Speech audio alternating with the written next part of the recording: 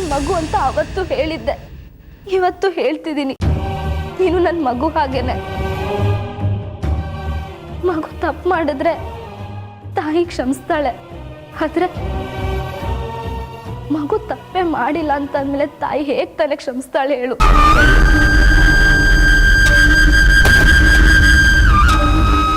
ನಿನ್ನಿಂದ ಯಾವ ತಪ್ಪು ಆಗಿಲ್ಲ, ಆಗೋದು ಇಲ್ಲ ರಿಣಿ.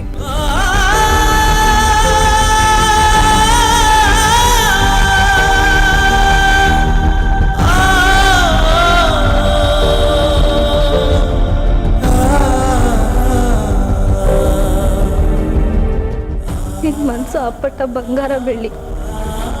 ನಿನ್ಮೇಲೆ ನಾನು ಅನುಮಾನ ಪಟ್ರೆ ಆ ದೇವ್ರು ಕೂಡ ಮೆಚ್ಚಲ್ಲ. ನನ್ನನ್ನು ನೀನು ಹೇಗೆ ಹಚ್ಕೊಂಡಿದ್ಯೋ ಅದಕ್ಕಿಂತ 2ರಷ್ಟು ನಾನು ನಿನ್ನನ್ನು ಹಚ್ಕೊಂಡಿದ್ದೀನಿ. ನಮ್ಮ ಮಧ್ಯೆ ಈ ಕೋಪ ಮುನಿಸು ಇದ್ಯಾವುದೂ ಬರಲ್ಲ, ಯಾಕಂದ್ರೆ ನಮ್ಮಿಬ್ರು ಪ್ರೀತಿ ಅಷ್ಟೊಂದು ಗಟ್ಟಿಯಾಗಿದೆ ಬೆಳ್ಳಿ. ಬಾ ಹೋಗೋಣ.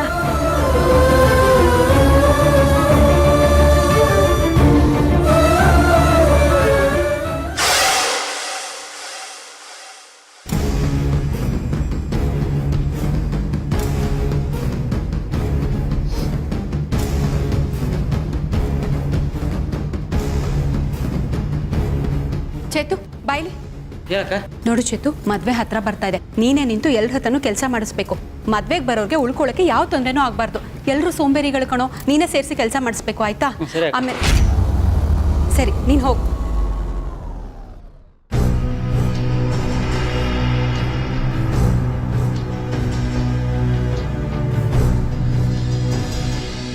ಏನಾಯ್ತು ಮಾಯಾ? ಯಾಕೆ ಇಷ್ಟೊಂದು ಕೋಪ ಮಾಡ್ಕೊಂಡಿದ್ಯಾ?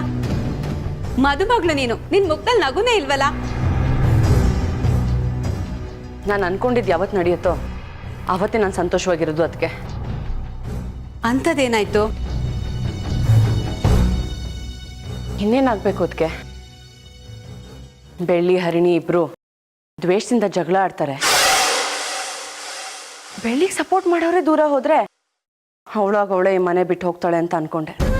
ಆವಾಗ ನಾನು ಆರಾಮಾಗಿ ಮದುವೆ ಆಗ್ಬೋದು ಅನ್ಕೊಂಡೆ. ಆದ್ರೆ ಇಲ್ಲಿ ಜಗಳ ಆಡೋದು ಬಿಡಿ, ಅವರಿಬ್ಬರ ಮಧ್ಯೆ ಇದ್ದಿದ್ದ ಪ್ರೀತಿ ಇನ್ನೂ ಜಾಸ್ತಿ ಆಗಿದೆ. ಚಿತ್ರನ್ ಕಾಟದಿಂದ ಹೇಗೋ ತಪ್ಪಿಸ್ಕೊಂಡು ಅವಳನ್ನ ಬಂಧನ ಮಾಡ್ಸಾಯ್ತು. ಆದ್ರೆ ಈ ಬೆಳ್ಳಿಗೆ ಏನೂ ಮಾಡೋಕ್ಕಾಗ್ತಿಲ್ಲ. ಅದಕ್ಕೆ ಅವ್ರ ಅಜ್ಜಿ ಅಮ್ಮ ಸತ್ತೋದ್ರು. ಮುತ್ತು ಮಾವಂಗೆ ಅವಳ ಮೇಲಿರೋ ಪ್ರೀತಿ ಇನ್ನೂ ಜಾಸ್ತಿ ಆಯ್ತು. ಈ ಮನೆಯಿಂದ ಕಳ್ಸೋಣ ಅಂತ ಅನ್ಕೊಂಡ್ರೆ ಇಲ್ಲಿಗೆ ಬಂದು ಕೂತಿದ್ದಾಳೆ. ಅವಳನ್ನು ಹುಚ್ಚಿ ಮಾಡಕ್ ಹೋಗಿ ನಾನ್ ದೊಡ್ಡ ಹುಚ್ಚಿ ಆಗ್ತಿದ್ದೀನಿ. ಅದಕ್ಕೆ ಮದ್ವೆಗಿನ್ನು ಇರೋದು 4 ದಿನ. ಅಷ್ಟರಲ್ಲಿ ಬೆಳ್ಳಿನ ಇಲ್ಲಿಂದ ಕಳಿಸ್ಲಿಲ್ಲ ಅಂದ್ರೆ ನನ್ನ ಮದ್ವೆ ಖಂಡಿತ ನಡೆಯಲ್ಲ. ಅದಕ್ಕೆ ನನ್ನ ಮದ್ವೆ ಖಂಡಿತ ನಡೆಯಲ್ಲ. ಒಂದ್ ಕಡೆ ಅವಳು, ಇನ್ನೊಂದ್ ಕಡೆ ಅತ್ತೆ ಹಾಸ್ಪಿಟ್ಲಲ್ಲಿ ಇದ್ದಾರೆ. ಮುತ್ತು ಮಾವಂಗಿ ಮದ್ವೆ ಬಗ್ಗೆ ಗಮನನೇ ಇಲ್ಲ ಅನ್ಸುತ್ತೆ. ಅವ್ರ ಪಾಡಿಗೆ ಅವರಿದ್ದಾರೆ.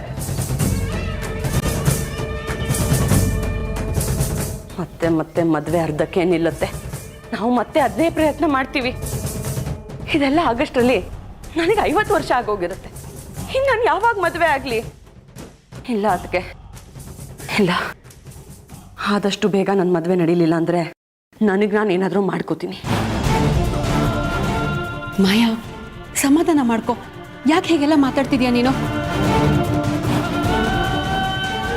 ಅಣ್ಣ ಬಂದ, ನಾನು ಅಣ್ಣನ ಹತ್ರ ಮಾತಾಡ್ತೀನಿ.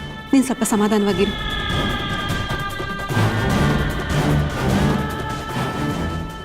ಅಣ್ಣ, ನೀಲ್ಕಂಠ್ ಮಾವ ಫೋನ್ ಮಾಡಿದ್ರು. ಮದ್ವೆಗೆ ಎಲ್ಲ ತಯಾರಿ ಆಗಿದೆಯಂತೆ. ಬಾಲ್ಗದವ್ರಿಗೆ ಹೇಳಾಗಿದೆ, ಮಂಟಪನೂ ಬುಕ್ ಆಗಿದೆ. ಇನ್ನೇನಿದ್ರು ನೀನ್ ಬಂದು ಮಾಯಂಗ್ ತಾಳಿ ಕಟ್ಟೋದು ಒಂದೇ ಬಾಕಿ ಇರೋದಣ್ಣ.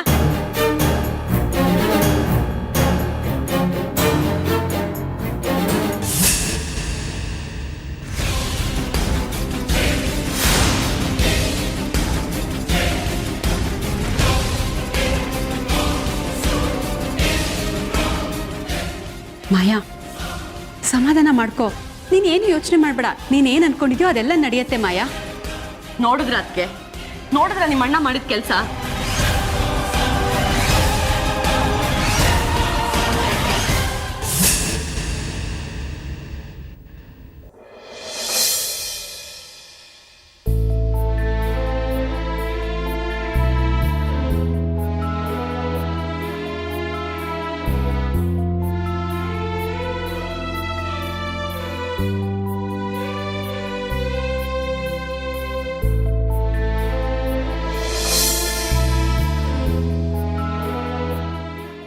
ಚಿಕ್ಕಮ್ಮ, ನೀವಿಲ್ದೆ ಸರಿಯಾಗಿ ಊಟ ತಿಂಡಿನೇ ಸೇರ್ತಾ ಇಲ್ಲ. ಅಂಥದ್ರಲ್ಲಿ ಮಾವ 4 ದಿವಸದಲ್ಲಿ ಮದುವೆ ಅಂತ ಹೇಳ್ತಿದ್ದಾರೆ. ನೀವಿಲ್ದೆ ನಾನು ಯಾವ ನಿರ್ಧಾರನೂ ತಗೊಂಡಿಲ್ಲ. ನಾನು ಯಾವುದೇ ಕೆಲ್ಸಕ್ಕೆ ಕೈ ಹಾಕಿದ್ರು ಒಳ್ಳೇದಾಗ್ಲಿ ಅಂತ ಹಾರೈಸ್ತಾ ಇದ್ರಿ.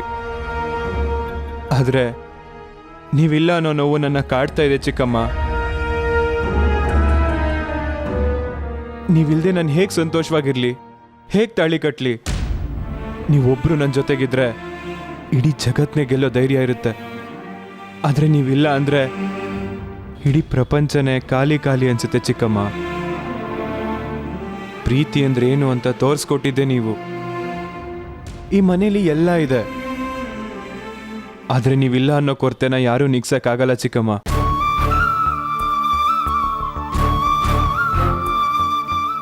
ಚಿತ್ರನ ಚೆನ್ನಾಗಿ ನೋಡ್ಕೋಬೇಕು ಅನ್ಕೊಂಡಿದ್ದೆ, ಅದು ನಡೀಲಿಲ್ಲ. ಈಗ ನಿಮ್ಮನ್ನ ಸಂತೋಷದಿಂದ ನೋಡ್ಕೋಬೇಕು ಅನ್ಕೊಂಡಿದ್ದೀನಿ. ಆ ದೇವರು ನಾನು ಎಷ್ಟು ನೋವು ತಡಿಬಲ್ಲೆ ಅಂತ ಪರೀಕ್ಷೆ ಮಾಡ್ತಿದ್ದಾನೆ ಚಿಕ್ಕಮ್ಮ. ಮೊದಲನೇ ಸರಿ ಹೋರಾಡಿ ಇಷ್ಟು ದೂರ ಬಂದಿದ್ದೀನಿ. ಮತ್ತೆ ಈ ರೀತಿ ಆದ್ರೆ ಅದನ್ನ ತಡ್ಕೊಳ್ಳೋ ಶಕ್ತಿ ನನ್ಗಿಲ್ಲ ಚಿಕ್ಕಮ್ಮ, ನನ್ಗಿಲ್ಲ. ಆ ದೇವ್ರ ಹತ್ರ ನಾನು ದಿನಾ ಬೇಡ್ಕೊಳ್ತೀನಿ ನನ್ನ ಚಿಕ್ಕಮ್ಮ ಬೇಗ ಗುಣ ಆಗ್ಲಿ ಅಂತ.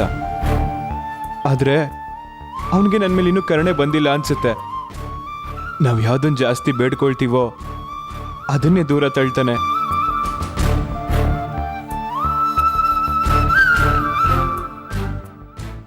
ಮುತ್ತು ಮುತ್ತು ಚಿಕ್ಕಮ್ಮ, ಚಿಕ್ಕಮ್ಮ,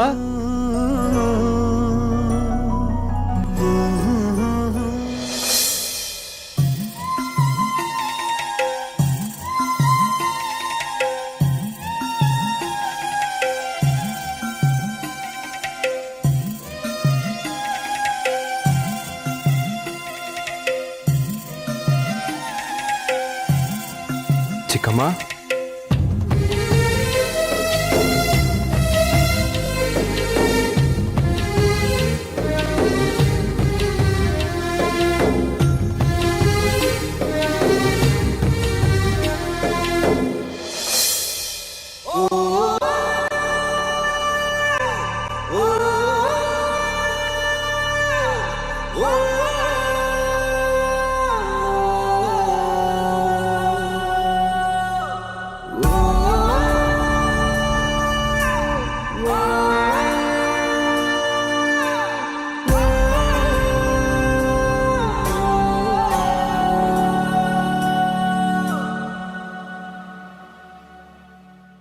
ಚಿಕ್ಕಮ್ಮ, ಇದೇನ್ ಕನ್ಸೋ ನನ್ಸೋ ಒಂದು ಗೊತ್ತಾಗ್ತಿಲ್ಲ ಚಿಕ್ಕಮ್ಮ.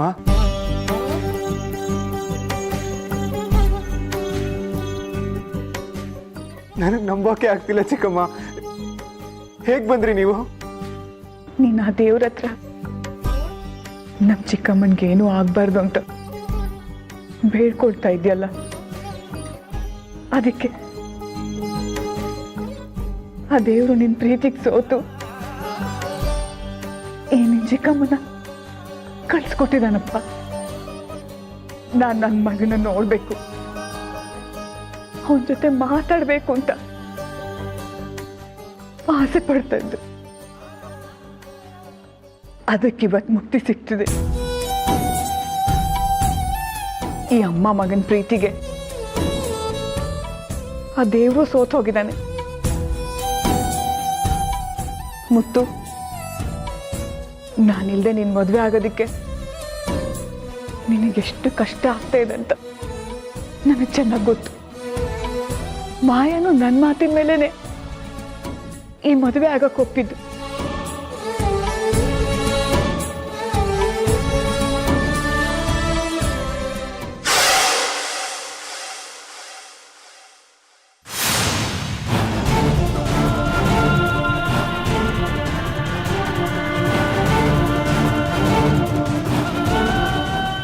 ಮದುವೆಗೆ ಒಪ್ಸೋದೇನೋ ಸುಲಭ,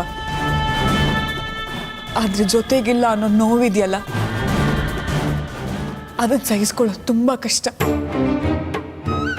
ನಾನೇ ಡಾಕ್ಟರ್ ಹತ್ರ ಮಾತಾಡಿ ಆಪರೇಷನ್ನ ಮುಂದಕ್ಕೆ ಹಾಕಿಸ್ದೆ. ನೀವು ನನಗೋಸ್ಕರ ಬಂದು ನಿಮ್ಮ ಆರೋಗ್ಯ ಹಾಳು ಮಾಡ್ಕೊಳ್ಳೋದು ನನಗೆ ಇಷ್ಟ ಇಲ್ಲ ಚಿಕ್ಕಮ್ಮ. ಈಗಲೇ ಡಾಕ್ಟರ್ ಕಾಲ್ ಮಾಡ್ತೀನಿ. ಮುತ್ತು, ನನಗೇನು ಆಗಲ್ಲ ಕಂದ. ನನ್ನ ಮಗ ಮದುವೆ ಆಗೋದು ನನ್ನ ಕಣ್ಣಾರೆ ನಾನು ನೋಡಬೇಕು.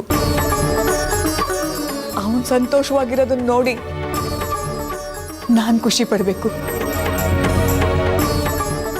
ಇದು ನನ್ನ ಆಸೆ. ನನ್ನ ಕಾಯಿಲೆ ಮಾತ್ರೆ ಔಷಧಿಯಿಂದ ಗುಣ ಆಗೋದಿಲ್ಲ. ನಿನ್ನ ಪ್ರೀತಿಯಿಂದಾನೇ ಅದು ಗುಣ ಆಗೋದು. ನೀವು ಬಂದಿದ್ದು ನನಗೆ ಸಂತೋಷನೇ ಚಿಕ್ಕಮ್ಮ. ಆದರೆ ನಿನ್ನ ಮನಸ್ಸಲ್ಲಿ ಏನೋ ಇಟ್ಕೊಂಡು ಕೊರಗ್ತಾ ಇದೆಯಾ.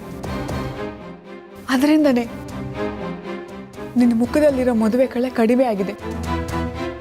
ಅದೇನು ಅಂತ ಈ ಚಿಕ್ಕಮ್ಮನ ಹತ್ರ ಹೇಳು ಮುತ್ತು.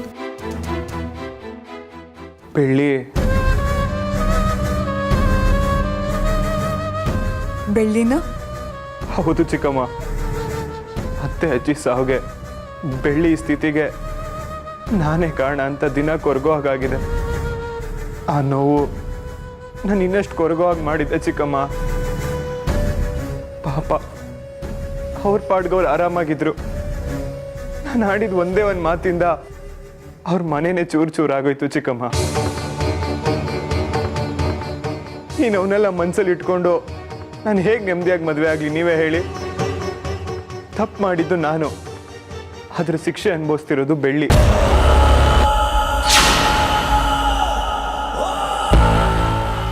ಅದಕ್ಕೆ ಚಿಕ್ಕಮ್ಮ, ನನ್ನ ತಪ್ಪನ್ನ ನಾನೇ ಸರಿ ಮಾಡ್ಕೊಳ್ಳೋಣ ಅಂತಿದ್ದೀನಿ.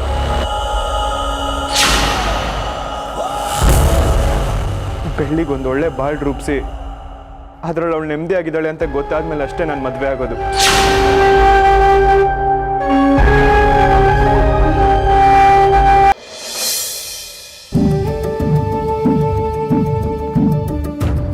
ಬೆಳ್ಳಿ ಬಾ.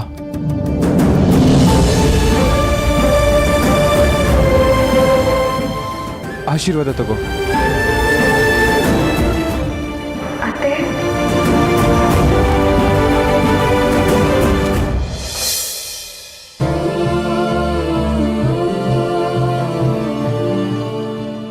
ವಿಷಯ ಗೊತ್ತಾಯ್ತು. ನೀನ್ ಹೇಗಿದೀಯಾ?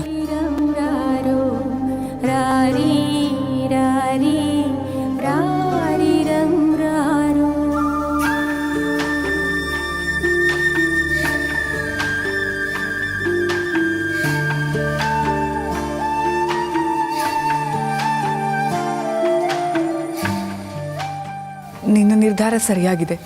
ಆದರೆ ಒಬ್ರಿಗೆ ಸಂತೋಷ ಕೊಡೋಕ್ಕೋಗಿ ಇನ್ನೊಬ್ರಿಗೆ ನೋವು ಕೊಡೋದು ಎಷ್ಟು ಸರಿ ಹೇಳು? ಒಂದು ಕಡೆ ಬೆಳ್ಳಿ, ಇನ್ನೊಂದು ಕಡೆ ಮಾಯಾ.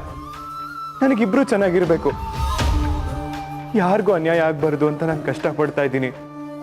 ಆದರೆ ಅದು ಯಾವುದೂ ನಡೀತಿಲ್ಲ ಚಿಕ್ಕಮ್ಮ. ಮನೇಲಿ ಎಲ್ರಿಗೂ ನನ್ನ ಕಷ್ಟ ಗೊತ್ತಾಗ್ತಾ ಇತ್ತು, ಆದರೆ ಅದನ್ನು ವಿಚಾರಿಸೋಕೆ ಯಾರೂ ಮುಂದೆ ಬರ್ತಿರ್ಲಿಲ್ಲ. ಪಾಪ ನನ್ನ ಸಮಾಧಾನ ಮಾಡೋದು ಬಿಟ್ಟರೆ ಅವ್ರಿಗೆ ಬೇರೆ ದಾರಿನೇ ಕಾಣಿಸ್ತಿರ್ಲಿಲ್ಲ. ನನಗೆ ನೋವಿಂದ ಹೇಗೆ ಆಚೆ ಬರಬೇಕು ಅಂತಾನೆ ಗೊತ್ತಾಗ್ತಿಲ್ಲ ಚಿಕ್ಕಮ್ಮ. ಏನು ಮಾಡಬೇಕು ಅಂತ ಗೊತ್ತಿಲ್ಲದೆ ಯೋಚನೆಯಲ್ಲಿದ್ದಾಗ ನೀವು ಬಂದ್ರಿ. ನನ್ನ ಮನಸ್ಸಲ್ಲಿ ಇದ್ದಿದ್ದು ಅಷ್ಟು ಗೊಂದಲನ ನಿಮ್ಮ ಹತ್ರ ಹೇಳ್ಕೊಂಡೆ. ಈಗ ಸ್ವಲ್ಪ ಮನಸ್ಸು ಹಗುರ ಅನಿಸ್ತಿದೆ ಚಿಕ್ಕಮ್ಮ. ಮನಸ್ಸು ಹಗುರ ಆದ್ಮೇಲೇನೆ ಸರಿಯಾದ ನಿರ್ಧಾರ ತಗೊಳಕ್ಕಾಗೋದು. ಒಂದು ಮನೆ ಅಂದಮೇಲೆ ಸಾವು ನೋವು ಇದ್ದೇ ಇರುತ್ತೆ. ಒಂದು ಶುಭ ಕಾರ್ಯ ನಡೆದ್ರೆ ಎಲ್ಲ ಸರಿ ಹೋಗುತ್ತೆ. ನಿನ್ನ ಮನಸ್ಸು ಸರಿ ಹೋಗ್ಬೇಕು ಅಂದ್ರೆ ಸಂತೋಷದಿಂದ ಹಸೆ ಮನೆ ಮೇಲೆ ಕೂತ್ಕೊಂಡು ಮಾಯನ್ ಕುತ್ತಿಗೆಗೆ ತಾಳಿ ಕಟ್ಟಬೇಕು.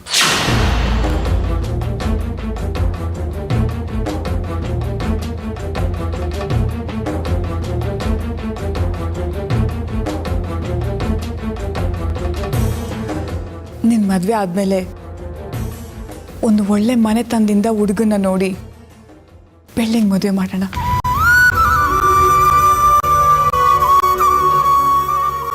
ಆಗ ನೀನು ಅನ್ಕೊಂಡಿರೋದು ಆಗತ್ತೆ, ಮಾಯಾಳ ಆಸೆನೂ ನೆರವೇರುತ್ತೆ.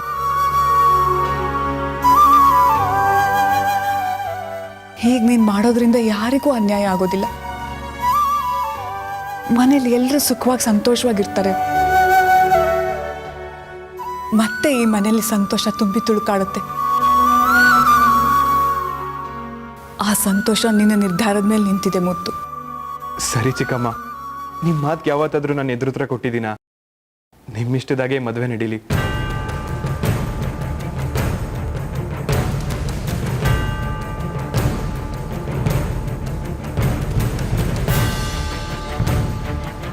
ಅತ್ತೆ,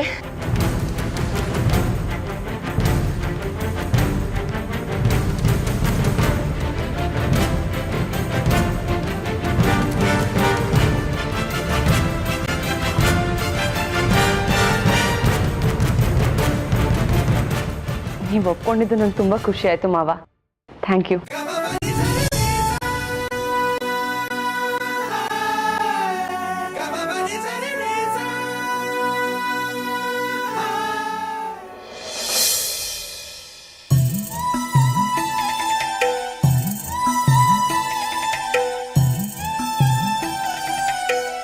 ಅಮ್ಮ,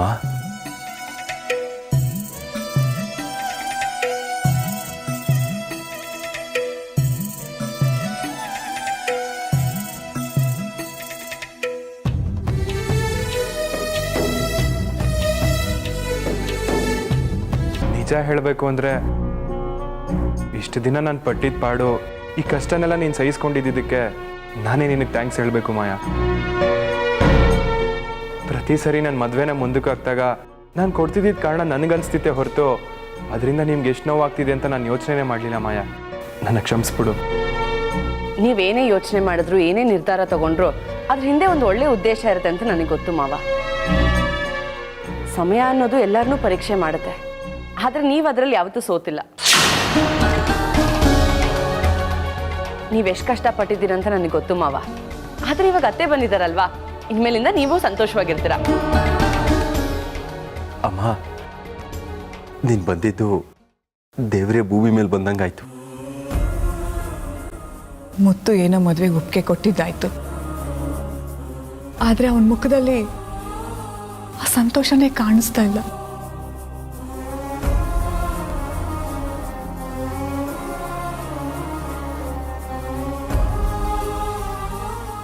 ಏನು ಸಡಗರನೋ ಏನೋ ಹೋಗಮ್ಮ. ಅಣ್ಣ ಯಾವಾಗಲೂ ಏನಾದರೂ ಯೋಚನೆ ಮಾಡ್ತಾ ಆಕಾಶನೇ ತಲೆ ಮೇಲೆ ಬಿದ್ದೋರ್ ಥರ ಇರ್ತಾನೆ. ಇನ್ನೆಲ್ಲಿಂದ ಬರುತ್ತೆ ಸಡಗರ?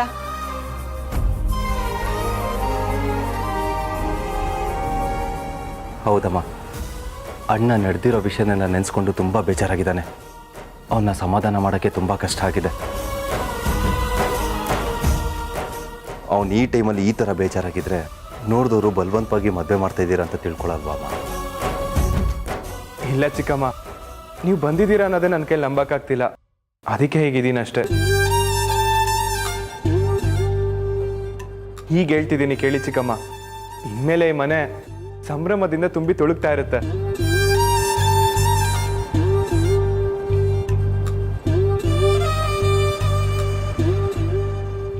ನೋಡ್ದವರು ಇದನ್ನ ಮದ್ವೆ ಮನೆ ಅನ್ನಲ್ಲ, ಯಾವುದೋ ಜಾತ್ರೆ ನಡೀತಿದೆ ಅನ್ಬೇಕು. ಆ ರೀತಿ ಅಲಂಕಾರ ಆಗುತ್ತೆ.